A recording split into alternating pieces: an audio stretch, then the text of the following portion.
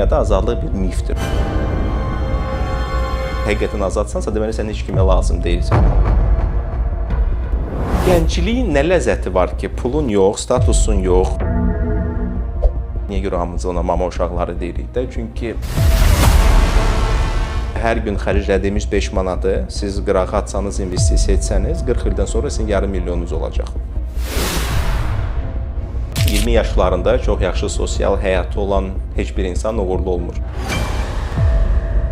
Ayağınızı yorğanıza görə uzadın ki, siz 25-30 illik quldarlıq quruluşuna qayıtmayasınız. Qurban düşüncədə olan valideynlərin uşaqları heç vaxt özgüvənli olmur. Salam dəyərli bizim bucaq izləyiciləri. Bugünkü qonağım qadınlar, sosial mövzular və xüsusilə biznes sahəsində uğurlu çıxışları olan Fərhad Pərvizidir. Xoş gördük sizi. Xoş gördük sizi. Çox sağ olun dəvətiniz üçün. Təşəkkür edirəm. İlk olaraq elə hamının yaralı yeri olan puldan başlayaq. Pulu necə idarə edək? Pulun idarə olması düşünürəm 2 mərhələli baxmaq lazımdır. Birinci mərhələdə xərclərə, ikinci mərhələdə gəlirlərə. İnsanlar adətən xərclərə yetərincə diqqət ayırmırlar və qazandıqca daha çox qazanmağa yönümlüdürlər. Bunun bizdə davranış iqtisadiyyatında bunu izah edirik ki, bizdə daim olaraq daxildə belə bir instinkt var, daha yuxarı sinifi özümüzə aid etmək istəyirik. Ona görə kreditə avtomobil, kreditə iPhone, yəni ki, daim olaraq çalışırıq ki, daha yüksək sinifə gedək. Çox adi bir, rahat bir praktika var. Siz xərclərinizi 3 səbətə bölməlisiniz. Birinci səbət ehtiyaclardır.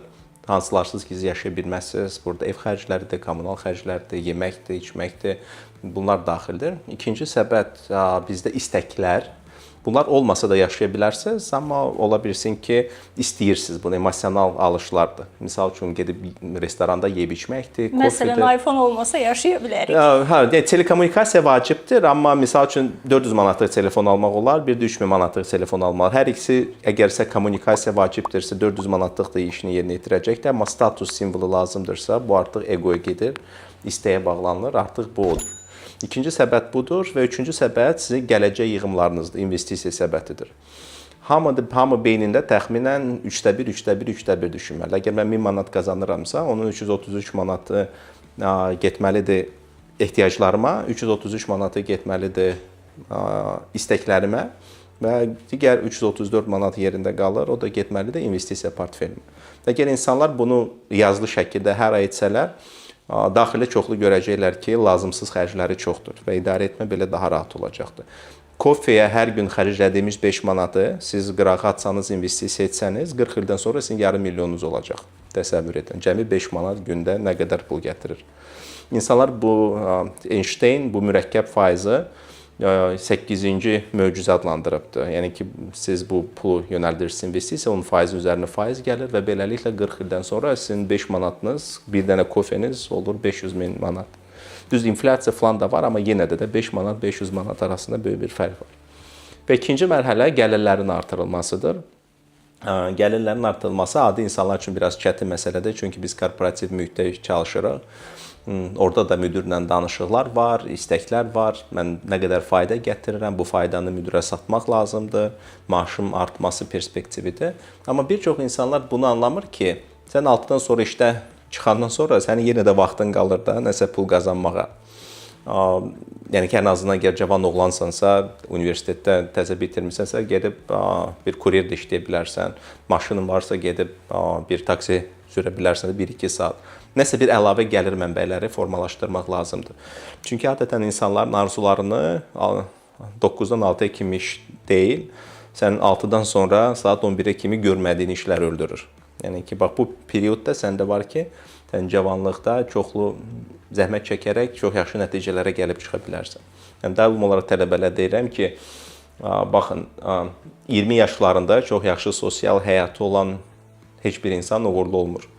Əgər sən 20 yaşlarını keyfə, cavanlığı xərcləyəcəksənsə, sən heç vaxt uğur qazanmayacaqsan. Ona görə məhz bu periodda ən çox enerjili olan, ən çox vaxtımız olan period məhz budur 20-30 yaş arasıdır və burada daha çox çalışmaq lazımdır ki, 40 yaşına çatanda artıq bir maliyyə müstəqilliyin olsun. Bəs 40 yaşa çatanda da artıq gənclik gedir, o gəncliyin ləzzətini ala bilmir axı insan Fərhad bəy. Gəncliyin nə ləzzəti var ki, pulun yox, statusun yox, Axı deyirlər, xanımın gənclik yox, özü bir gözəllikdir. uşağın yox. Nədir? Mənə real olaraq mən də gənc olmuşam, 15 yaşımdan işləməyə başlamışam. Pulum yox idi, heç nəyim yox idi. Xaricə gedə bilmirdim. Yəni ki, nəyin cavanlıq? Diskoteka, bar, bulvarda pulsuz gəzmək, cavanlığın nə ləzzəti var? Yəni ki, heç bir ləzzət bilirsiniz, amma sizin bank hesabınızda 1 milyon dollarınız var. Siz hər şeyi tık belə ala bilirsiniz. Dünyanın istənilən ölkəsinə uça bilirsiniz, biznes klassına uça bilirsiniz. Yanınızda da sizi xoşbəxt edən bir həyat yoldaşınız var. Uşaqları artıq böyütmüsünüz, onlar gediblər öz həyatlarını yaşayırlar və xoşbəxtlik oradadır. Həyatın ləzzəti oradadır. Universitet tələbəsi olaraq 95 manat stipendiya ilə yaxşı halda həyatın heç bir ləzzətini çıxartmaq olmur. Öncə mövzuya girişdə kreditlərdən danışdınız. İndi günümüzdə belədir ki, insanlar gedirlər kreditlə maşın, ev alırlar, hətta belə paltar alanlar da var, kafedə, restoranda oturanlar da var. Bu düzgün yanaşmadır mı? Ev başqa cür almaq olmur. Yəni ipoteka yeganə variantdır. Biz təəssüflər olsun ki, belə bir iqtisadi durumdayıq ki, cavanlar artıq ev üçün pul yığıb ala bilmirlər. Ona görə evimiz daşınmaz əmlak yox. Mən düşünürəm, hər bir insan evi olmalıdır. Bu belə bir məkandır ki, oradakı həyatın ən pis məqabında da gedib sığınacaq tapdığın bir məkandır. Orada nədənsə təzədən başlaya bilərsən. Bunu yalnız ipoteka kreditində mümkündür. Burada sadəcə yeganə odur ki, mən hamıya tövsiyə edirəm ki, 15 illə bitirə biləsiniz bu ipotekanı. 20, 25, 30 ilə ipoteka götürməyin. Balaca bir ev götürün. Onu təmir edin və orada yaşayın. Ayağınızı yorğanınıza görə uzadın ki, siz 25-30 illik bu quldarlıq quruluşuna qayıtmayasınız. Amma bütün digər hissələr sırf olaraq egodur. Yəni ki, başqalarının yanında təəssürat yaratmaqdır. Okey də sənin narıncı iPhone-un var, amma kreditlə də sən nə siqnal verirsən də bununla. Statusun göstəricisi deyil, falan deyil, maşın eyni olaraq. Biz əgər başqalarında təəssürat yaratmaq istəməsək, yəni bir xeyli daha ağıllı addımlar ata bilərik həyatımızda. Ona görə maliyyə savadlığının bir nömrəli qaydası don't try to impress others da ingilislər deyir. Başqalarında təəssürat yaratmağa çalışma özün ol ilə. Bunu özümüz ola bilsək, özümüzü qəbul etsək, ondan sonra xərclərimiz də bir xeyli azalar. Siz göstərişlərdən danışdınız. Sosial şəbəkələrdə belə düşünürəm ki, göstərişin əsas ünvanıdır. Sosial şəbəkələrlə bağlı fikirləriniz necədir, öyrənmək istəyirəm. Bilirsinizmi, hər bir dünyada baş verən hadisənin, alətin mənfi və müsbət cəhətləri var.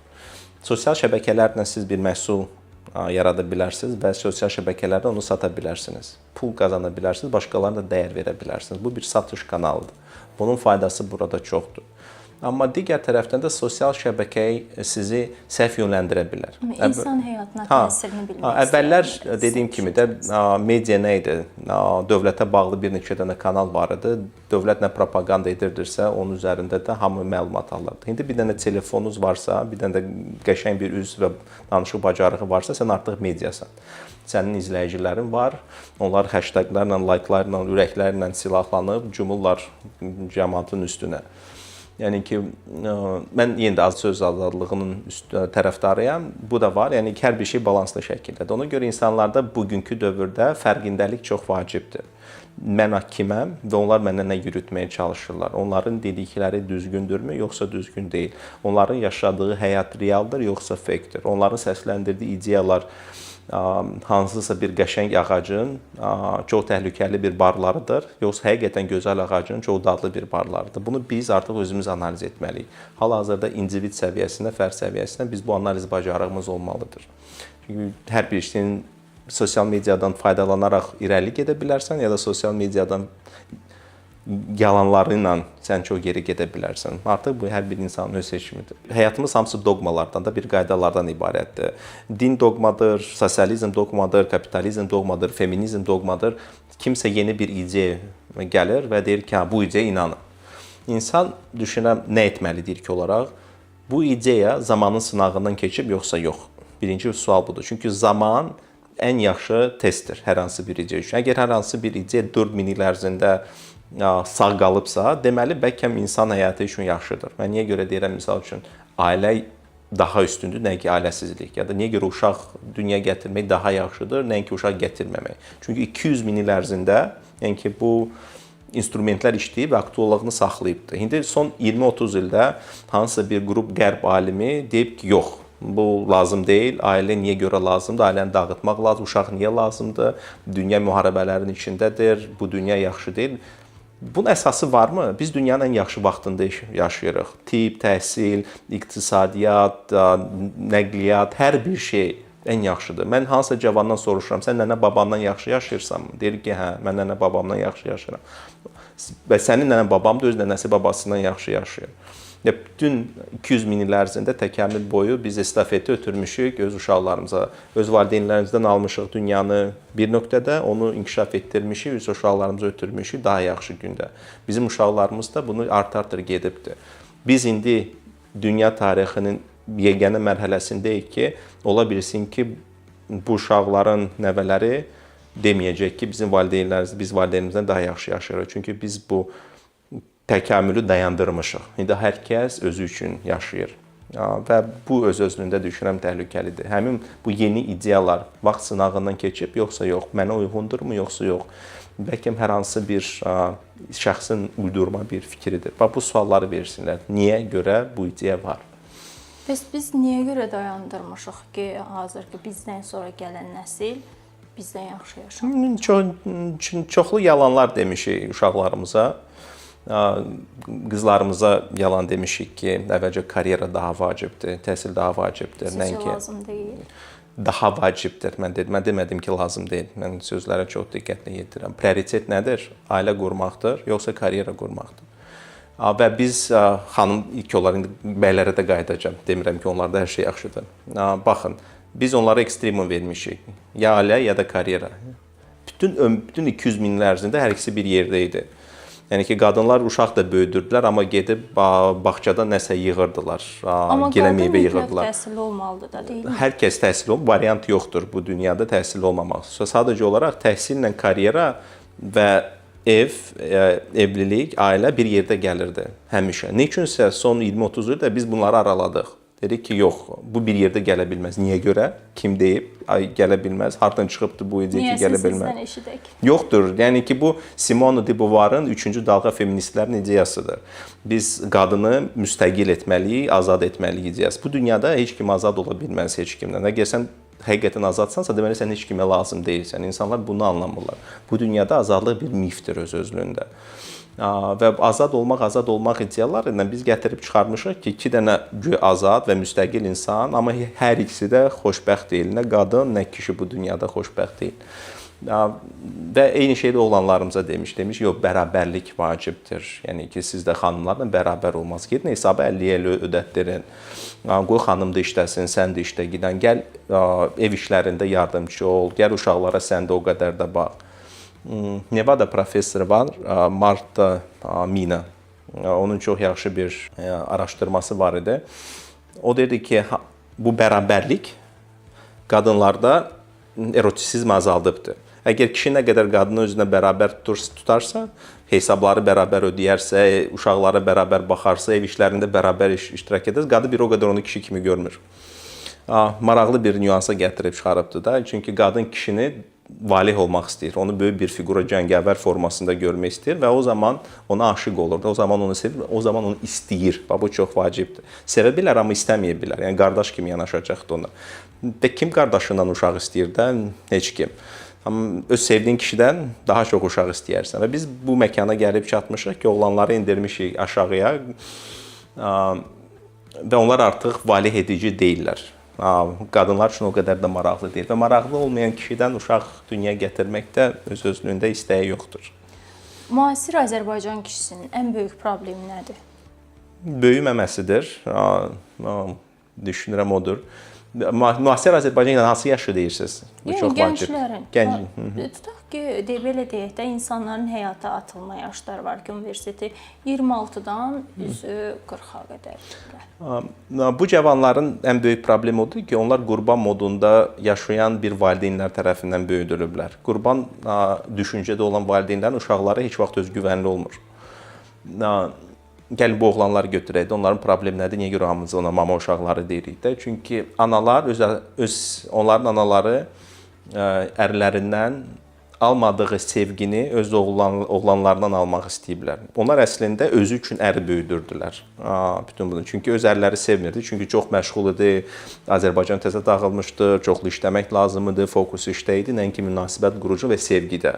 Bu qadınlar sevgisiz böyüyübdü və tranzaksional münasibətdə. Çünki ər lazım idi, niyə sevirəm deyənə yox, sadəcə məcburam onunla olmağa.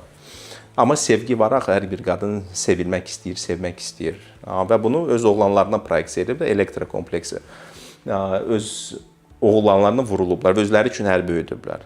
Azərbaycanda boşanmaların bir nömrəli səbəbi qaynanalardır. Oğlanların analarıdır. Yəni ki, onlar daim olaraq burunlarını yeni cavan evlənənlərin həyatlarına soxurlar deyənlər. Və bu parçalama olmur da, yəni ki, yapışıblar. Oğlanlarını buraxmırlar ki, sən azadsan, bu sənin qadın odur, get oyuna bax. Mənim öz həyatım var, öz həyat yoldaşım var, mən onunla yolumu davam edəcəm. Yola davam edə bilmir çünki sevgi yoxdur, bağ yoxdur, yeni bir layihə yoxdur. Oğul yeganə bir layihə idi onun üçün, həyatını ona bağlamışdı, mənası o idi. İndi o yoxdur deyənə başqa həyatı mənasız keçir. Ona görə başlayır burnunu soxmağa yeni evlənənlərin işinə. Və budur. Separasiya problemidir, böyüməmələridir, analarına bağlılığıdır. Baxın, analara bağlılığı səhv indi yozacaqlar da, yeni deyəcək, yox, analarımızı atıb getməliyik. Yəni ki, hər bir uşaq bu dünyaya müstəqil şəkildə gəlir. Öhdəlik var, anamız bizim həyatımızda birinci qadınımızdır. Həm olaraq onun üçün hər bir şey etməliyik. Yəni, maşını almalısınız, evini almalısınız, baxmalısınız, amma bu sizin həyat yoldaşınız deyil də, yəni ki, həyat yoldaşı prioritet olmalıdır. Bunu düşünürəm, qəbul etsələr daha rahat olacaqdır həyatlar. Bəzən belə münasibətlərdə, xüsusilə də günümüzün gündəmi olan qadın qaynana gəlin münasibətlərində deyirlər ki, günah bəydədir, idarəçiliyi bacarmır. Əminliklə, 100% belə. Necə olmalıdır idarəçilik? Baxın, yüksək dəyərli kişi kimdir? Mən həmişə bu sualın cavabında bir şey də deyirəm ki, yüksək dəyərli kişi yaxşı idarə edə biləndir. Özünü idarə edə biləndir, emosiyalarını idarə edə biləndir, nəfsini idarə edə biləndir, ailəsini idarə edə biləndir, uşaqlarını idarə edə biləndir, pulu idarə edə biləndir və qadını idarə edə biləndir. Və bu da qadın deyəndə daha çox qadınlarını idarə edə biləndir. Baxın, Allah kişini bir lider kimi, lokomotiv kimi toplayıbdır da. Əgər Allahdan çıxsaq da belə, dini məqamları toxunmasaq, John Gottman dünyada sevgi və münasibətin ən böyük araşdırmacısı odur.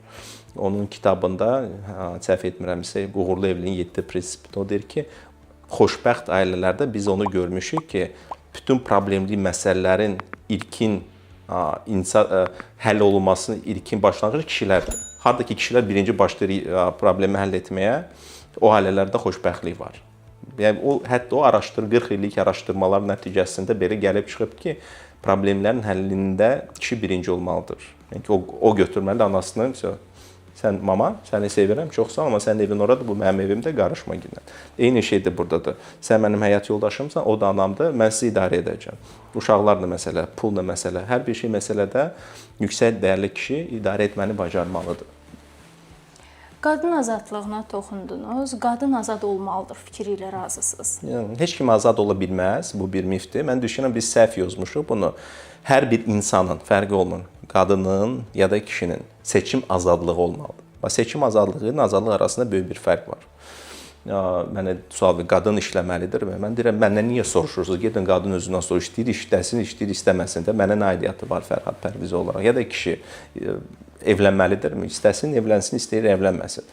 Sadəcə bütün bu istəklərdə bir şey nəzərə almaq lazımdır. Bu istəklər manipulyasiya olunubmu? Bu sosial media tərəfindən, dövlət proqramları tərəfindən, yoxsa bu mənim həqiqi istəyimdir. Biz valideyn olaraq uşaqlarımıza yalan deyə bilərik. Misal üçün, karyeranı prioritetləşdir. Bunu deyən anaların 90%-i qeyri-xoşbəxt ailənin içindədirlər. Heç vaxt xoşbəxt ailənin içindən çıxan qadın öz qızına deməz ki, get karyeranı prioritetləşdir. Çünki sevgi nədir bilir. Çünki ərindən o sevgini görür və bu sevgini ona verir. Heç bir gözəl münasibət içində olan ana qızına heç vaxt deməz ki, get karyeranı prioritetləşdir. O deyir ki, gözəl münasibət qur. Karyera da gələcəkdir, bu daha vacibdir. Və siz belə cavan balaca bir qızı 13-14 yaş aldada bilərsiniz. O da anasını görəcək ki, anası ağlayır, atası onunla kobuddur, döyür, atası heç qızına sevirəm demir. Qız özü bu düşüncədə böyüyə bilər ki, yox, ailə nədir? Gedim öz pulumu qazanım. Və həqiqi istəyini gizlədə bilər. Bu həqiqi istək bütün bunların fonunun içində itə bilər. Onun beynində axı ayıra bilmir ki, başqa münasibət də ola bilər. Məni çox sevən kişi də ola bilər. Çox yaxşı emosional bağ yaşaya bilərik. Çox yaxşı ailə ola bilərik. O boy yoxdur. Ona görə hər şey qorxudan, travmadan çıxış edirlər.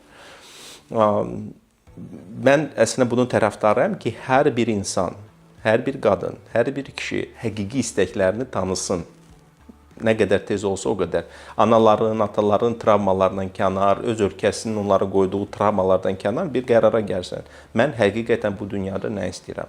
Hər bir insan ər olmayacaqdır. Hər bir qadın da arvad olmayacaq. Arvad texnik, yəni hüquq termini deyirəm də, həyat yoldaşı olmayacaqdır.